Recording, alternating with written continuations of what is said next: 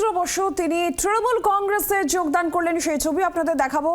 তৃণমূল কংগ্রেসে যোগদান করে কেন? বাংলার ইতিহাস, ঐতিহ্য, সংস্কৃতির সাথে ভারতীয় জনতা পার্টির কোনো মিল নেই।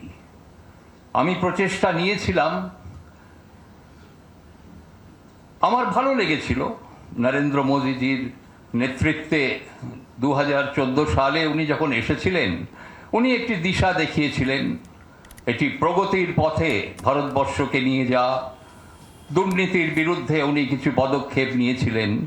কিন্তু 2016 সালে ভারতীয় জনতা পার্টির সাথে যুক্ত হবার পর এটি স্পষ্ট হয়ে যায় যে ওনারা কিন্তু ভারতবর্ষের সংবিধানের বিরোধিতা করেন।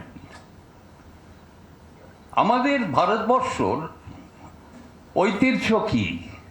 সর্বধর্ম সমন্বয়।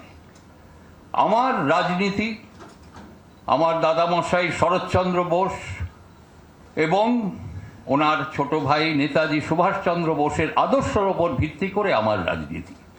আমি এটি কিন্তু স্পষ্ট করে জানিয়েছিলাম ভারতীয় জনতা পার্টির কেন্দ্রীয় নেতৃত্বকে। ওনারা আমাকে আশ্বাস দিয়েছিলেন যে হ্যাঁ, আপনি নেতাজির আদর্শে আপনি রাজনীতি করবেন বিজেপির প্ল্যাটফর্মের মাধ্যমে, কিন্তু সেটি সম্ভব হয়নি।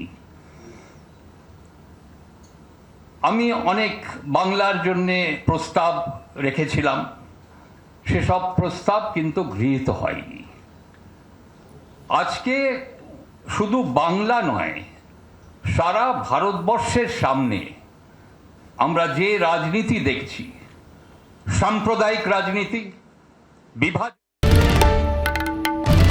বাংলার আওয়াজ, বাঙালির আবেগ, জি 24 ঘন্টা।